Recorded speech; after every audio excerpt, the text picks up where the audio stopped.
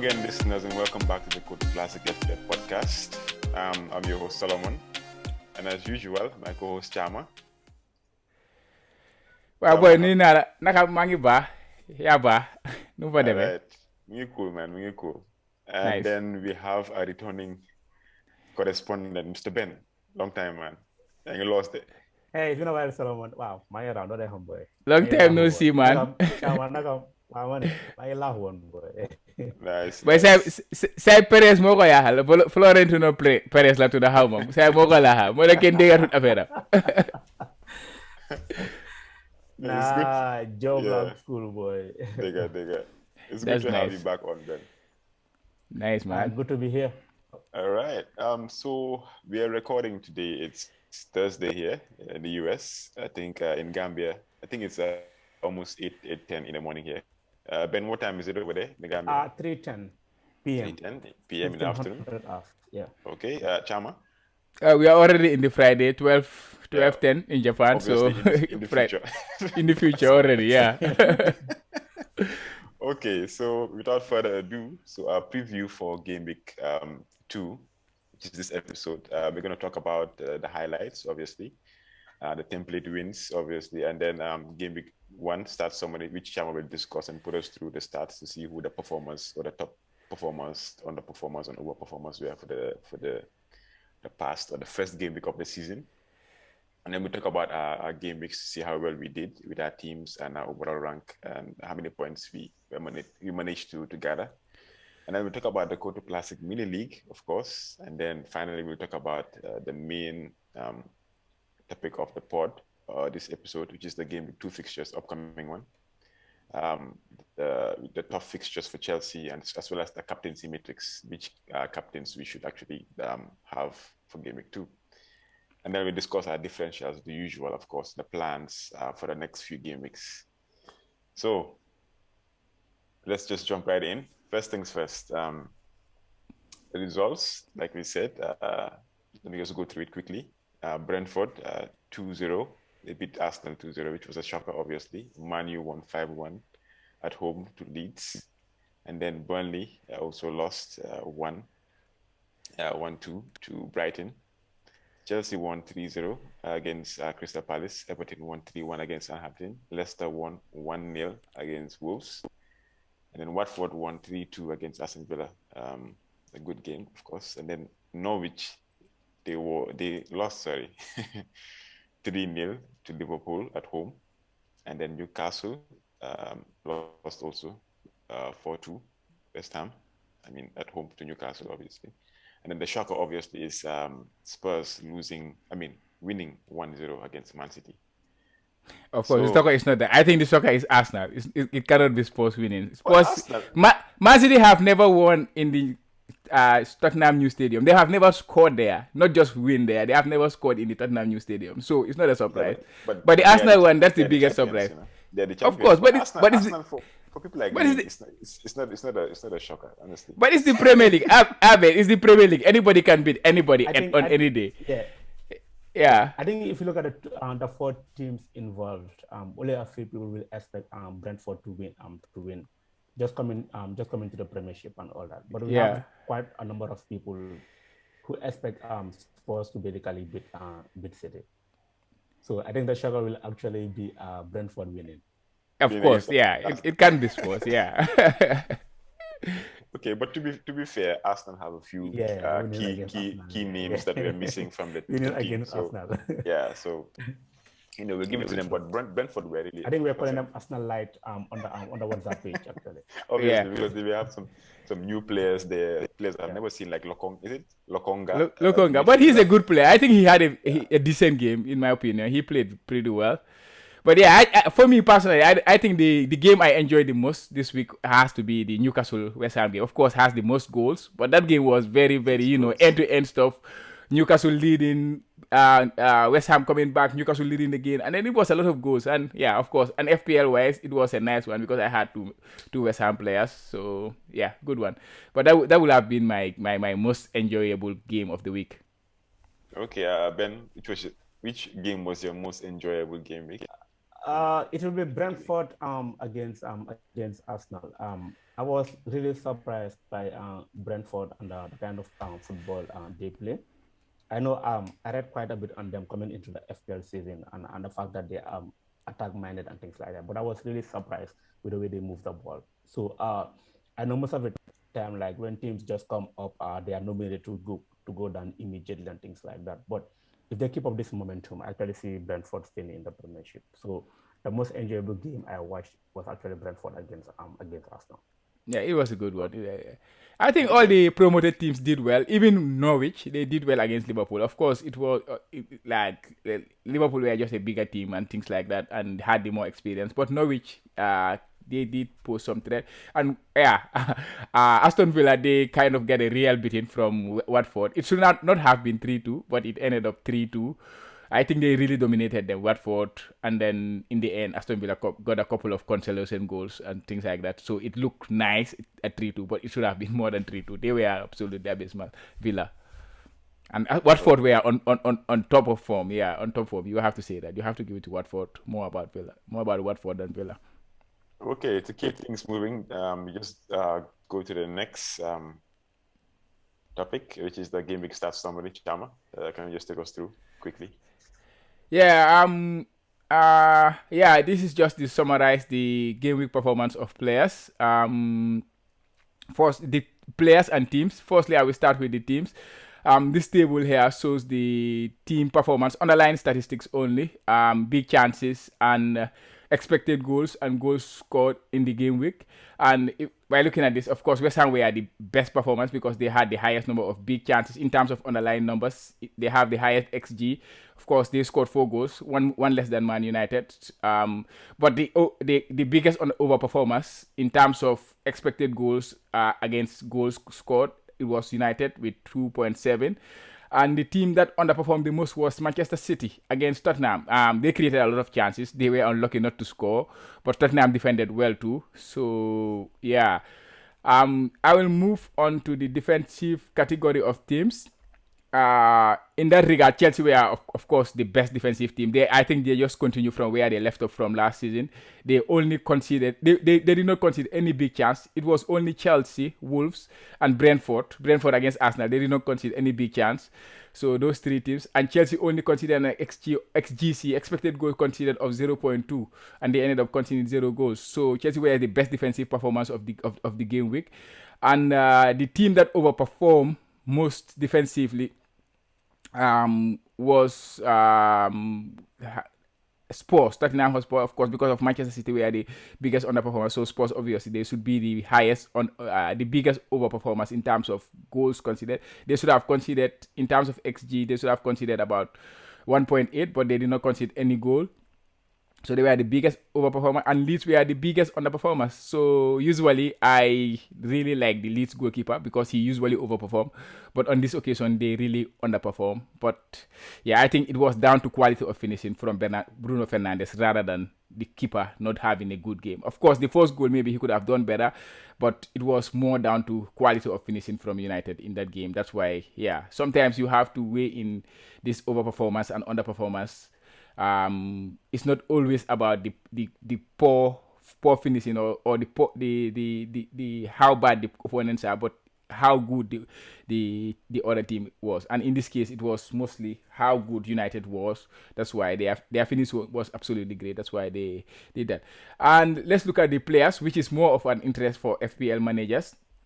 And if you look at the players, if you look at the players, the biggest underperformer was Adama Traore with minus 4.6 points. He was expected to have 6.6 points, but he ended up with 2 points. So he really underperformed. So in Traore's case, I think you can interpret this as poor finisher. His finishing was pretty poor. He had some great chances. He got into great positions, but his finishing was just not up to standard. Yeah, and in terms of overperformance, yeah, of course, it's gotta be Bruno Fernandes. But you cannot score a hat-trick without overperforming. So, and that is not down to him being an overperformer. It was just down to him being a quality player. His finishing was absolutely top-notch. The goals he scored, especially the third goal, the hat-trick, it was just a good goal. yeah, you could say he is lucky for the first two goals. Ailing could have avoided the second goal, and the first goal to Mislayer could have avoided it, but you cannot fault him for the third goal. It was a great performance, and yeah, the next highest overperformer was Salah. He had like overperformed by 9.1 his xG, his expected points rather. He overperformed by that. So these players, you just know that they have quality. They are quality players, so they will finish chances that average players will not finish. So you don't take a lot of things when they overperform. So you just take it, and then okay, I'm even happy when they overperform rather than when they underperform, to be honest. Just like I said about Kane last season. So yeah, that is just a brief summary of the statistics for this week. So I think we can move on to our team review, or our team review. So that we can start with Big Ben. Big Ben, how was your game week? And I will just bring your team onto the screen. My game week was actually a good game week. As I said before, I scored 86 points, and if I was given this before the start of the season, that game week 1, you have an option of taking 86 points right away. I would have beaten your hand to take that. Yeah. Seriously, yeah. So I have no complaints, and if you look at the team that I actually went for game week 1, I think for the first time in a while, I have a long-term plan when it comes to basically selecting my players and all that. This is a team I hope to basically take me to the next 3 game weeks. That is from game week 1 to around game week 4, which is the first international break. There might be 1 or 2 tweaks here and there, but I don't think even those tweaks will be necessary. With this team, I can actually go all the way to game week 4. So I had a good game week. Obviously, the 6 points is around 20 something points above average. So which is not bad. I know quite a number of people had 100 and something points and all that. But as I said, 86 points for the first game week, I'll definitely go with that. Okay. Yeah.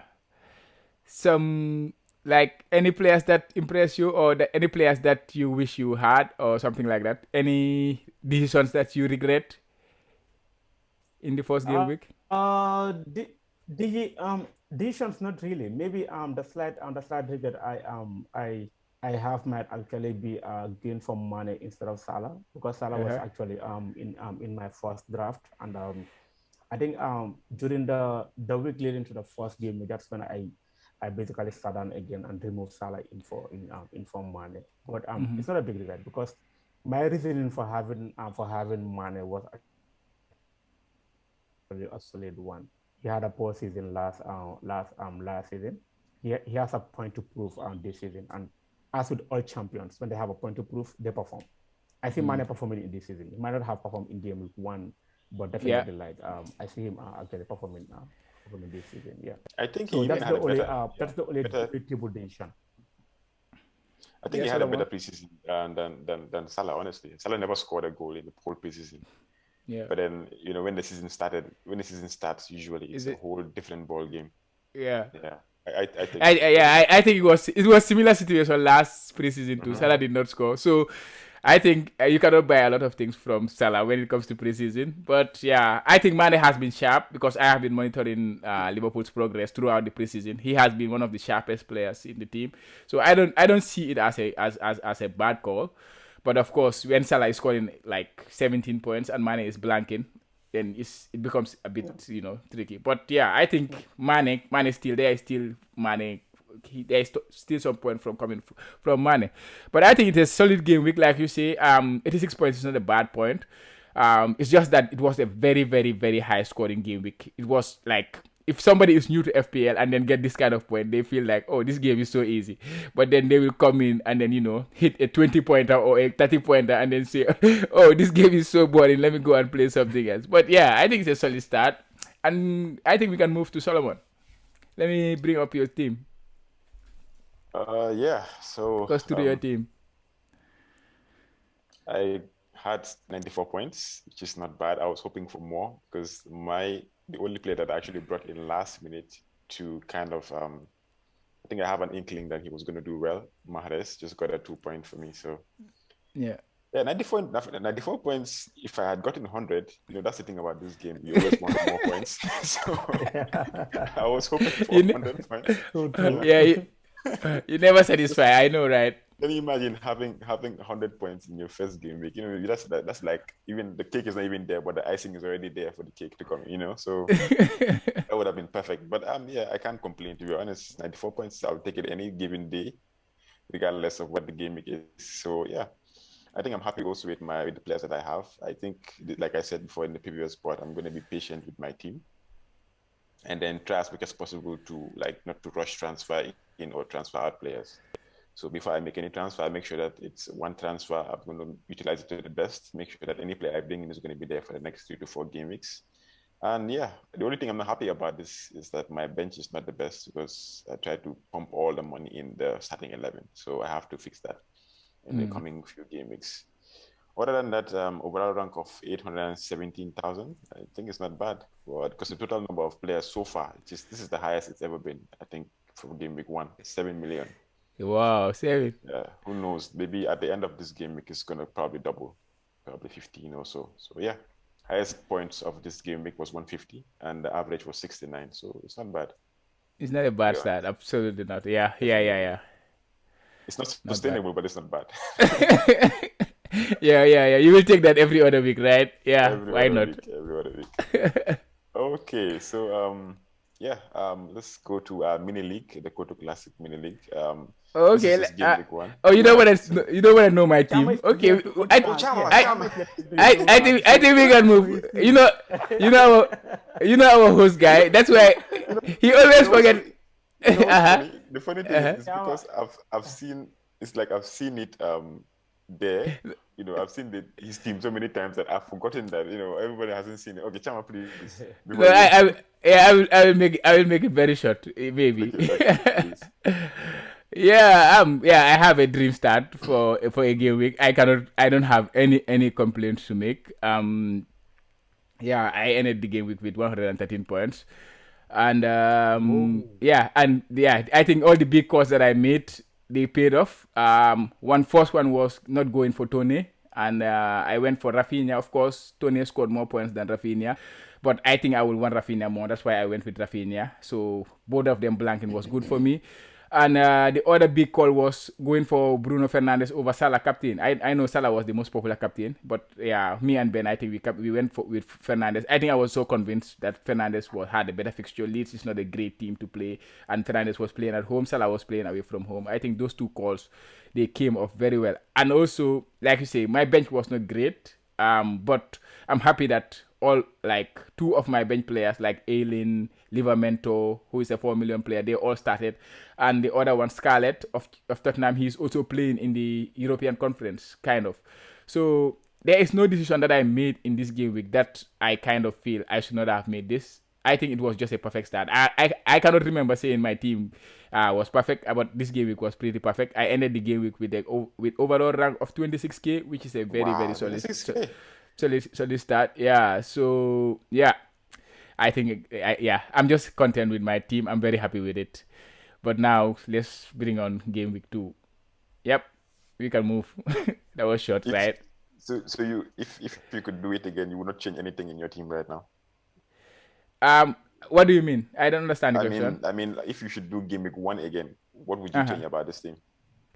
No, I think going into game week 1, I already told you the only dilemma I had was Tony and Rafinha. Who should I go with? Mm-hmm. But other than that, all the other players, I was pretty content, except Sar. But maybe if I didn't go for Sar, Ben Rahma was gonna be out of the team. So either Okay. of those two would have been great for me. But Ben Rahma had the better fixtures going forward, so I had to go with Ben Rahma. So yeah. Okay. All right.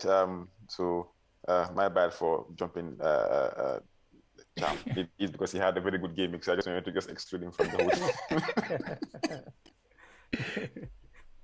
He's Anyway, making us look it's bad. making us look bad, so you don't want that here this season. So if you have a good game week, then going forward, we'll just exclude your team and move on to the next. Okay. Anyway, okay, so the Kotu Classic Mini League is the first game week, obviously. Yeah. So it's obvious that the manager with the highest points will probably be the one is the manager Yeah. of the week. That's So Charlie Hill. Yeah. it's Charlie Hale, Alice in Wonderland with 118 points. So let's just click his team and see what he has. Oh, obviously. the reason he has 118 is a bold move. He played his triple captain, which Yeah, is it's a yeah. big I think move, but I it paid off. commend him for that. Yeah, it paid Yeah. off. And to be honest, I'm not really sure if we can like if I have a triple captain and I play my and I have 51 points from that triple captain. I think That's a big, yeah, it's a good one. it's a good Perfect. score. Yeah, Yeah, it's a good that's score. Honestly, perfect.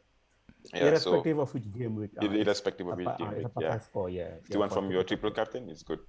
Yeah, it's all Yeah. about So points at the end of the day. It's all about the points, not about, Correct. accumulation of when points. when Yeah. Definitely. when they come in. Yeah.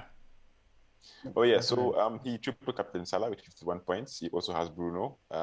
In goal he has Peter Schmeichel from Leicester, and then Tarkowski with 6 points, Kufal, Shaw 1 point each, and then Trent with 6 points, and then he has Bowen with 2 points, and then Barnes in midfield in addition to Fernandez and Salah, and then up top he has Armstrong of I think this is the new guy Southampton, yeah, Yeah. with 6 points, and then Antonio with 13 points.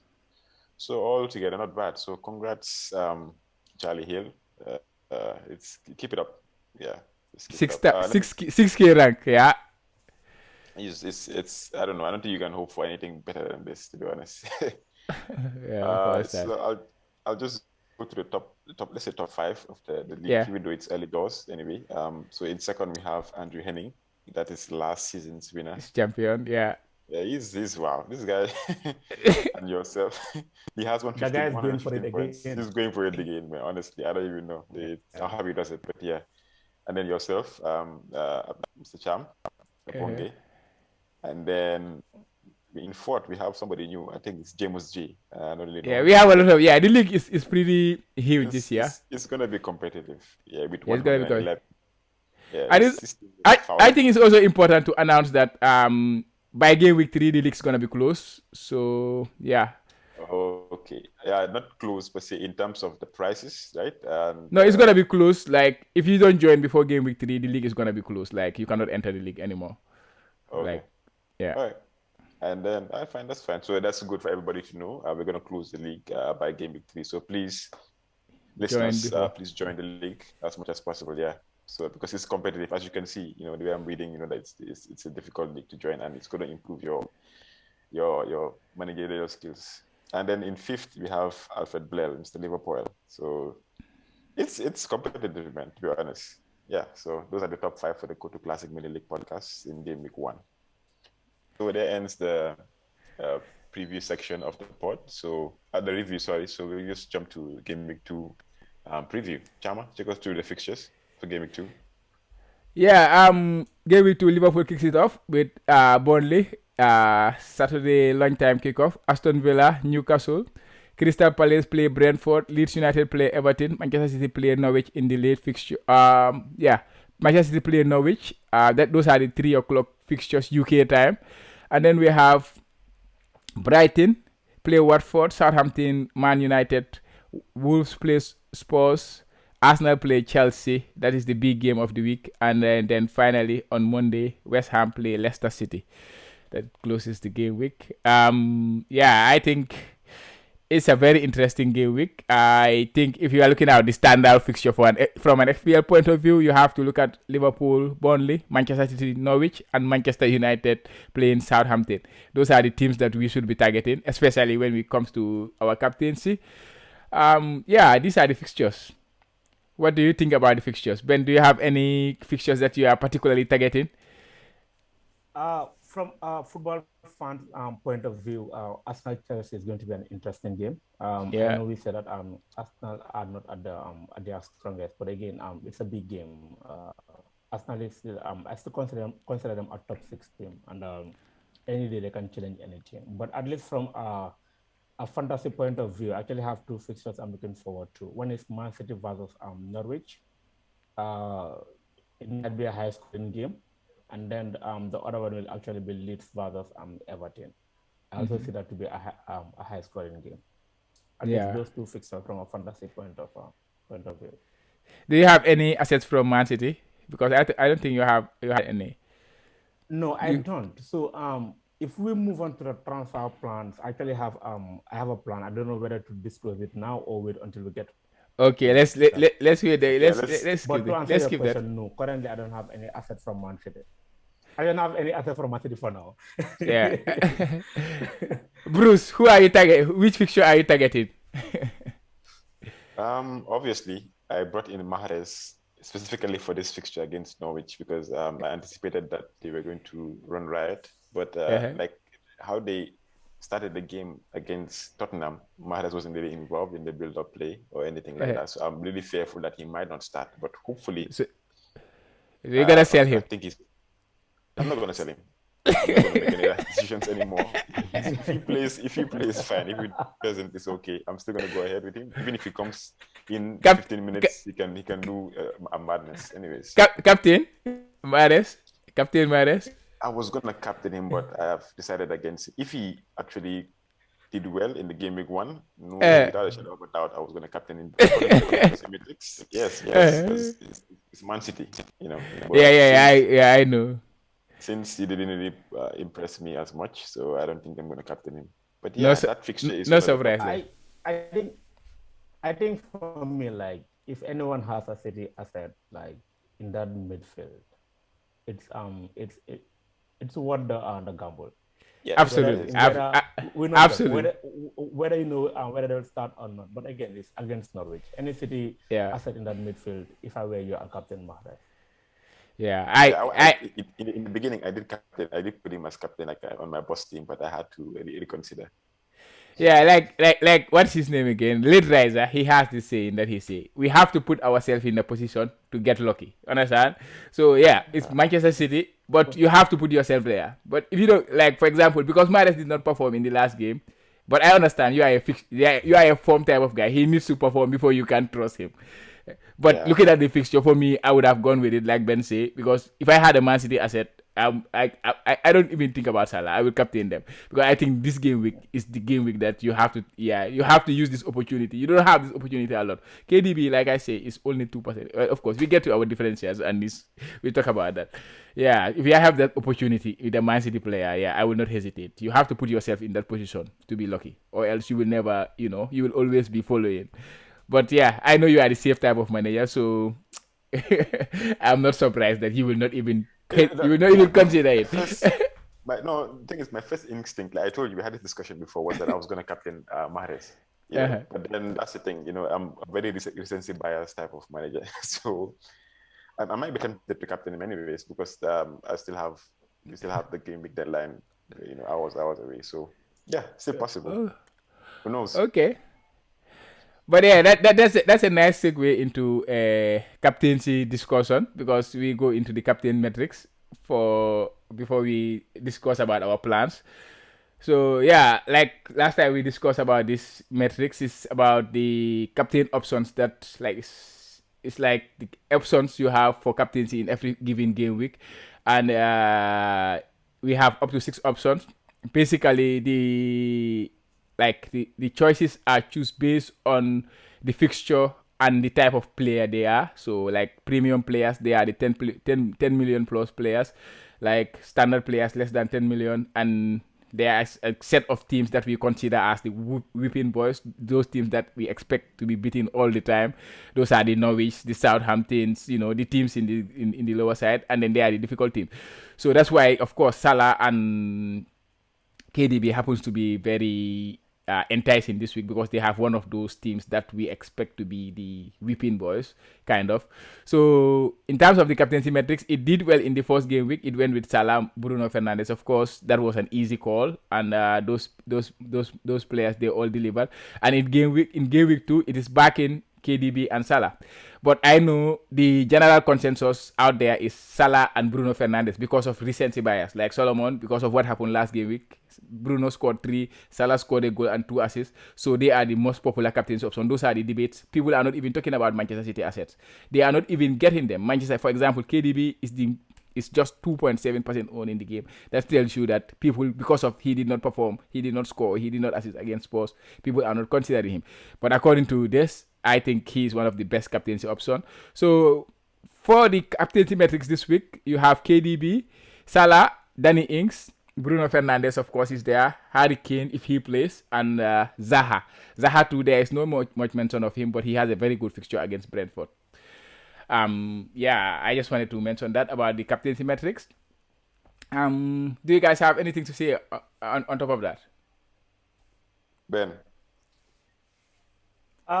Yeah. So I think the best captain option for this game week, based on the team that they'll be facing are City assets, as I said Yeah. before.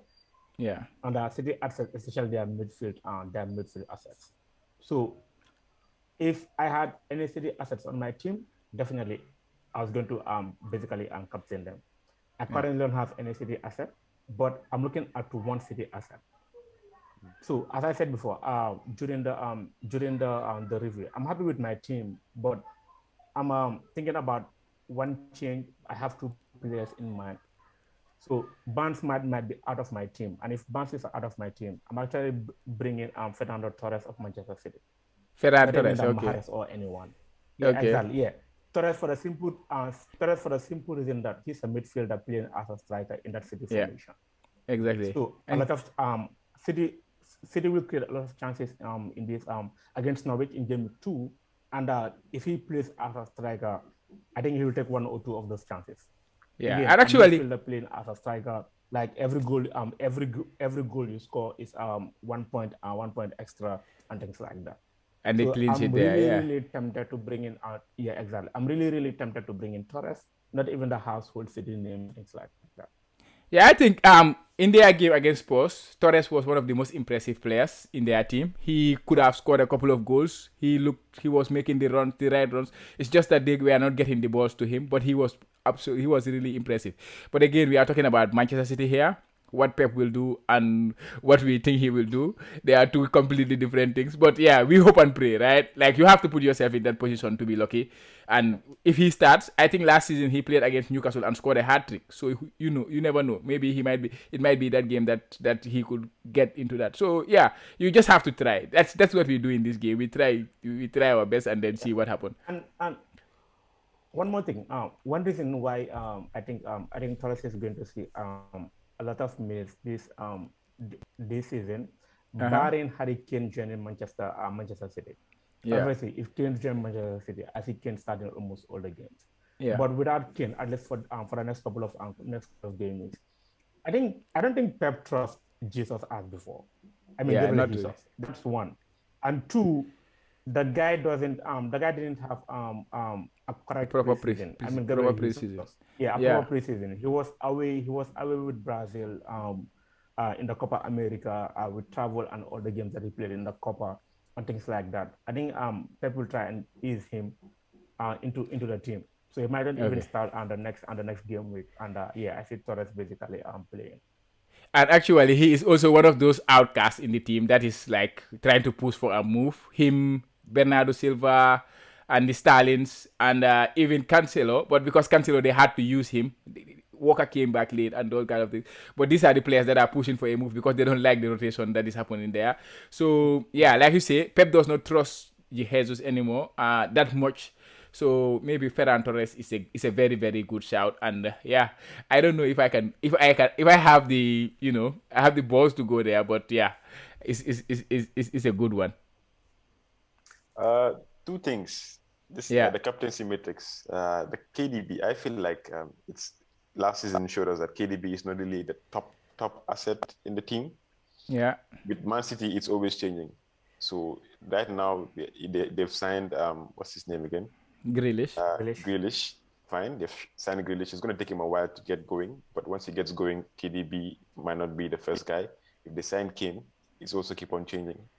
So I think in general, if you see KDB, it's most likely that if you see any top City asset that is doing well at the moment, you can be anybody. Last season, Mahrez also had his points haul in games that you never expected him to do well in.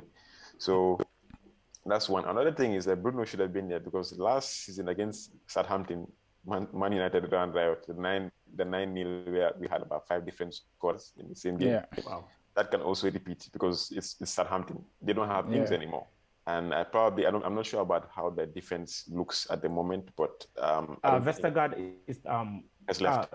sorry Yeah, for go interjecting, ahead. actually. So Go ahead. Vestergaard, yeah, Vestergaard actually left So also. you see, So I think the defense is Weaker. weakened a bit because so yeah, so because definitely, they're yet to yeah. replace him.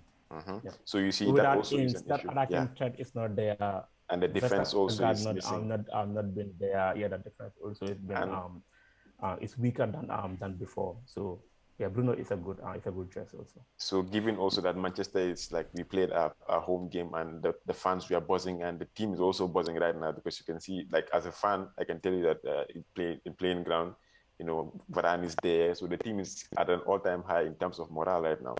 So I'm not saying it's going to be a mauling like last season, but most likely it's going to be a very high scoring game in my opinion. And So it looks like Pogba is Yeah. up for it also. yeah, so Yeah, but the Molin last season was at Old Trafford, right? This is gonna be away from Old Trafford, Southampton. So don't like. Of course, I'm a somebody who is very home advantage kind of person. I really value home advantage. Southampton play at home. This is their first game back at home. They have their fans back at home, and their team is very similar to way Liverpool are, kind of because they have similar type of manager. Energy is their motto. And don't forget, last 2 seasons, Man United visited Southampton. They went 2 goals down last season. Of course, you won their 3-2 last season. The previous season, you drew their 2-2. The mauling was at Old Trafford.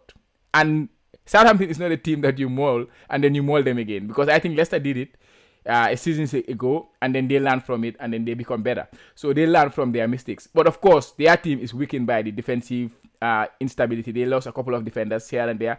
But that team, I think, they thrive under their manager. It's not about the players they have, but it's because of the manager they have. The manager is the one who kind of pushed them. But of course, it's a very, very good fixture for Manchester United. Bruno Fernandes is on form going into that fixture. And of course, he's a captaincy option. I'm not saying he's not a captaincy option, but for me personally, when Manchester City is playing Norwich, the worst team that came up from the Division 1, Manchester City being the best attacking team in the league. Manchester United is not the best attacking team in the league, to be honest. Manchester City is. And if KDB starts in that game, I think it is a no-brainer that he will create something or he can score easily. So that's why I think KDB, it's not just about the form, what happened last game week. It's about the caliber of player and the type of team they are playing. That is my point. Anyway, okay, I guess you have a point there. But the thing is, like I'm saying, like it's Man City. Yeah. So regardless if it's KDB's name is there or it's not there, anybody in Man City can have absolutely a good game and they can just score like 5 or 6 goals.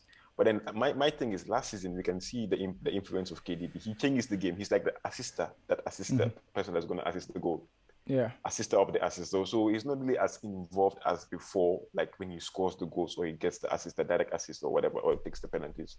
So his role in the game is becoming more of like an influential leader in the team, somebody that drives the team forward. But then the points are going to come from somewhere else.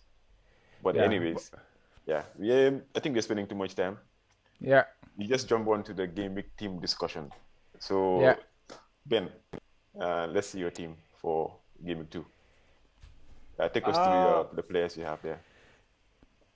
So again, this is not a fixed team as of now. As I said, I have a couple of thoughts that are a couple of scenarios I'm running through my mind and things like that. But it's going to be very similar as my game week 1 team. I might hold on to the transfer, bank the transfer until the next game week. So as of now, it's Sanchez in goal. Simicas, Chama. I'm not sure whether I saw Robertson actually running the other day, so I'm not sure whether he will play or not. So yeah, he will start this game, right? And then Allen of and then Allen of Leeds.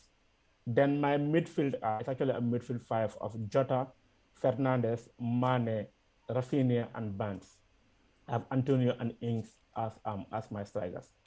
So if this team is going to change, it might be, obviously, I'm not taking a hit. So it might be one of two. Barnes might be out for Torres, as I said before, or Mane will be out for Salah.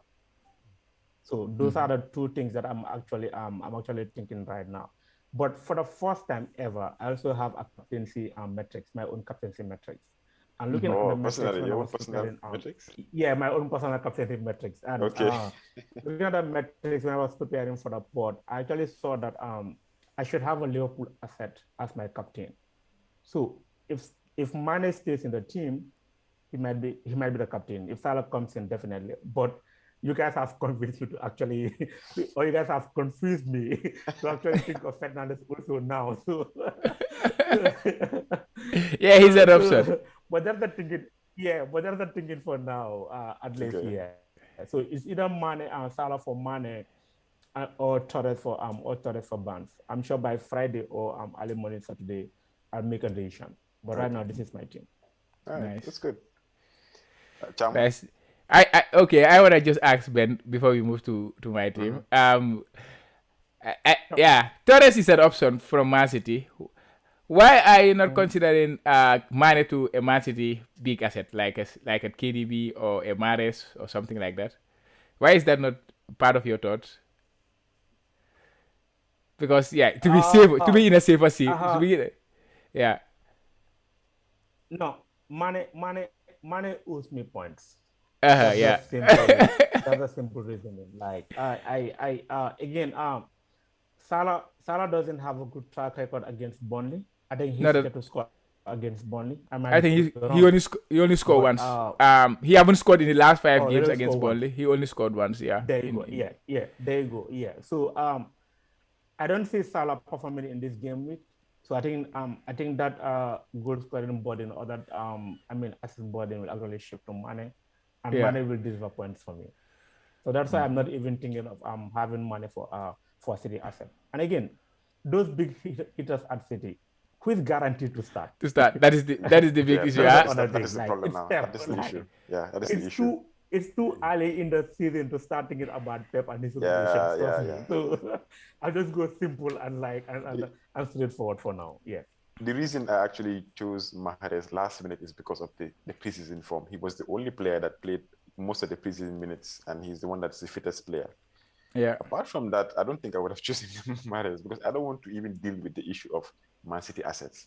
Already having to fix your team every week is already a burden enough, and to choose your captain, you don't want to bring in the Pep rotation policy.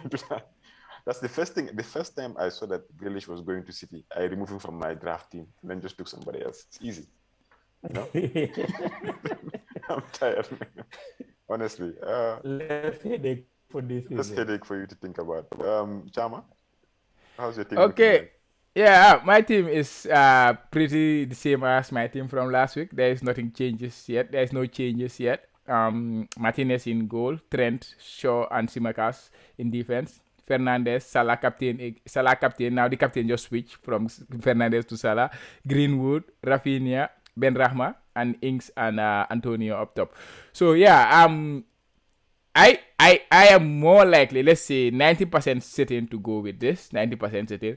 But there is this 10% in me that is thinking, should you hit that free hit button? I know it's crazy. Everybody is thinking that. But because of the opportunity with City, I just see that opportunity, and then the low ownership, like I say, KDB is 2.7% owned. If you get KDB, Mahrez is around 10% ownership, something like that, right?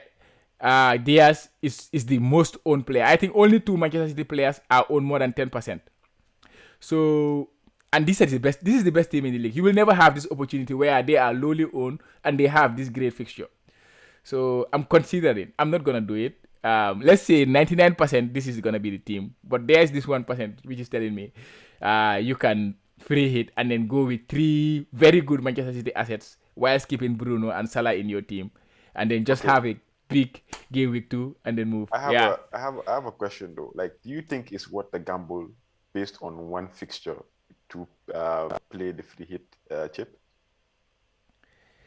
Well, it depends on the opportunity there, because last season, like I said, the last time Manchester City played Norwich, Mahrez scored 13 points, something like that. KDB scored 19 points. So it was a 5-0 loss, I think, if I'm not remember. The last home game against Norwich, they won. Man City won 5-0. So let's say it's not gonna happen, but let's say they replicate that performance, something like that. They trash Norwich into, which is not, you cannot overrule that, right? You can say Man City they can beat Norwich 3-0, 4-0, 5-0, and then KDB and everybody is involved. You captain KDB, whilst you have Salah, you have Bruno Fernandes. Nobody have them because it's just 2% of the overall game players who have them. So this gives you a very huge boost with the game week 1 I have, and then having a very, very good game week 2. I think this gives me a very, very good position going into game week 3. And the free hit, usually I use it to fix problems. I don't use, last season we use it because of there was a lot of blank game weeks. And these things, you can plan through them. Like, if I know there's going to be a blank game week, I can plan through. I can plan until that game week. Or, but of course, it does not happen just overnight. So, yeah, I think it is what the risk, if you have a proper plan to go with it. I'm not afraid to go without it. Mm-hmm. Yeah. No, I was about to say, so the recent 5 meetings between City and Norwich, right? Yeah. It's a very interesting read, actually. Yeah. Right? Yeah. There's that 5-0 you spoke about. That is the Yeah. recent and the recent meeting. Yeah. July. Yeah. And City won 5-0, right? Yeah. Before that, City actually lost to Norwich. Yeah, 3-1. Yeah, 3-1. Game, yeah, I remember that. Yeah, No, I remember. No, 3-2. 3-2. Yeah. They drew 3-2. Yeah. They drew 0-0 before the 3-2. City won 2-1 before that, and then there was a 0-0. A 0-0. So only won once. It looks like the 5-0 actually inflated the 5-0 score inflated the scoring in City's favor. But I think to a large extent, Norwich actually hold their ground when they play against. Yeah, but okay. Now we are talking about let me just put just how can I say it? Let me just react to that. You say there was a loss like 0-0. That was maybe 5 or 6 years ago. And then this is a different City team compared to that team because Norwich were in the league 2 years ago. Before that, they were not in the league for more than, I cannot remember the last time they came into the league. You can check the date. I'm not sure.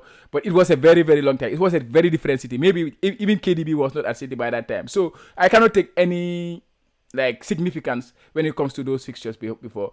This is just an elite City team, one of the best teams in the league, one of the best teams that has been assembled in the league. And this is a Norwich team coming from the Championship. They have lost their best players. Defensively, they are not settled yet. They lost their first game against Liverpool, and they are going to play against City, who is a wounded animal right now, losing 2 of their games last. So I see a lot of opportunity there. But of course, City usually don't have a strong start, and which worries me. I will not do it, but it's just a consideration, okay? Yeah. But also, one more thing before we spend the whole day here. The thing about it is that City, what happened was that the first game, I remember the first game that Norwich won, they came into the Premiership and they were full of confidence and they really gave City a tough time and they won. I think they beat them 3-2, right? That was 3-2. That's the one they are talking about, yeah. Okay. And then what also happened is that the 5-0 is when Norwich were almost out of I think they were almost relegated. So they were very low on morale at the time. I remember. It's like, they already considered themselves to be relegated at the time. So City just came in and just thrashed them at 5-0. So it can go either way. I think City is wounded, obviously. I've never seen City in the recent times losing 2 games in a row. So it's going to be a very, very tough game. They have to win this game. Yeah, but I gotta see it. I gotta see it going either way. I think Manchester City is gonna just win this game. I think this is the easiest call for me. If I was predicting, there is no chance I will predict that Norwich will get anything from this game. I cannot predict that. One thing we also might need to consider is I read somewhere Pep basically saying that City might have a slow start to the season. I agree with that. Yeah. So maybe this is one of those slow starts to the season. Those kind of things worry me. The start, usually they don't have the strong start. They have most of their players in the Euros, so it's difficult. But I'm just saying, I'm just looking at that opportunity, and I know next week we will come here and then maybe City have thrashed them 5-0. I did nothing, and I'll be like, I should just have done. Yeah, but yeah. Okay. So moving on. Before, let's just solidify this plan. We just have to talk about our plans and if you're making. But your team first. You are skipping a lot of teams, man. Your team. You need to talk us. You need to talk us through your team. Did I even? I don't want to reveal his secret. Can you imagine, man? Our host. It was your team. My team is simple. Anyway, okay. Here we go. It's the same team, no changes at all. I have Sanchez in goal still. I have Trent. I have Tsimikas, like everybody else, and Shaw. So I'm going with a 4-3-3 before I should have started with that. And then in midfield, it's still the same. Salah, Fernandez, Mahrez, Rafinha. And then in up top, forward, I have Antonio, Ings, and Tony. So that's my team. The same as last week's team, the first game week. And no changes. I'm going to bank a transfer, like I said. And then hopefully it's going to be either Captain Mahrez or Captain Bruno or and Salah. So right now I'm confused now after this conversation because it could be either three options. So, but anyway, right now it's on Mahrez because of the conversation we just had. So yeah, Is it on Salah or Mahrez? Salah, it's on Mahrez right now. Yeah, okay, that's nice. Yeah. Yeah. So Ben, what are your transfer plans for, let's say, week 2, or let's say your strategy that you wanted to mention before? Yeah. Just mention that. I think I've already discussed it. So okay. it's either I do nothing or and bank the transfer. I'm leaning more towards that, or actually try to bring in a city asset. And then if a city asset is coming, it's going to be Barnes for Torres for Barnes. Okay. Yeah. And your captain? Simple. So captain is actually between right now between Bruno and Mane. But if I'm actually losing a transfer in bringing in Torres, I'll definitely captain Torres. Okay, that makes sense. Okay, Chama. Captain, it's on Salah now. If I did the free hit, it's gonna be on KDB. But so yeah, you never know. I can do it. Yeah, it's just about the feeling. It's just about how I wake up tomorrow. It's like it seems like you're saying 99%, but I don't think it's that high. I think it's probably 60-40 for now. No. I just want to bring that idea forward, but it's not like I am very convinced of doing it because of because of the Man City's situation. Yeah, but I think we can move on to the differentials and then close section of the pod. Yeah. So Chama, you go on with your differential. I don't think I have any right now, but you go. Yeah, I think I have talked enough about my differential. It's gonna be Kevin De Bruyne. You can never ever have a very obvious captain as KDB option that is owned by 2.8%. You can never have this option in this game because usually when a good captain is coming, everybody almost have them. But this Manchester City situation, KDB 2.8%. Mahrez, like I said, it was 7.7%. They are all differentials. So yeah, you have Mahrez, but I don't know if you do. But yeah, KDB 2. Differential. Yeah, he is a differential. Yeah, 2.8. KDB 2.8%. I think is just a very, very, very good differential. So he's my differential of the week. Okay, Ben, who's your differential for the week? It will be Torres. Yeah, that's a good one to have also. Torres, he is 2% owned. Yeah, he's a big differential too. So yeah, 2% ownership. Yeah. So okay, my differential for this week, I think, is going to be Lukaku coming in all the way from left field over there. But did you just make that? Did you just make Lukaku is 12? No, I actually saw a lot of people transfer in Lukaku actually. 12.7%. He might not be a differential, obviously, but he's still somebody to consider to have this game. He's always been in my, to be honest. Exactly. As soon as I heard that he was confirmed, like he was always in my thoughts to have him.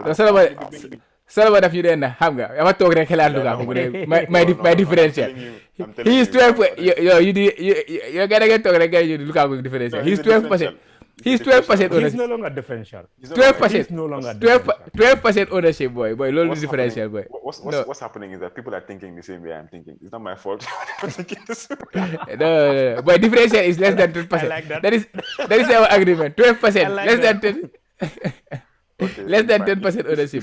If you want to make it official, then Mahrez is my differential pick, and I already have him. So simple enough. Okay. Okay, guys. So any last words before we close, Ben? My last words are, I don't know. It's to be patient with Tony. I think I've seen quite a bit to be impressed with him against Arsenal, though he didn't score and all that. But I mean, his overall play was actually good. Yeah. So for me, it was either Tony or Wilson, Callum Wilson. So surprisingly, again, I actually had Callum Wilson until the last few days before game week 1 deadline. I removed Wilson for Tony. So so I'll just stick with him for now. And again, it's a marathon. It's not a sprint. If you are new to the game, don't mind people scoring 100 and 113 and 118 and 105. Chama, that's for you, Chama. Yeah, and don't get carried away. Tell them not to get carried away if they get to 150. Exactly. So don't get carried away. We always say that FPL is actually a marathon. It's not a sprint, and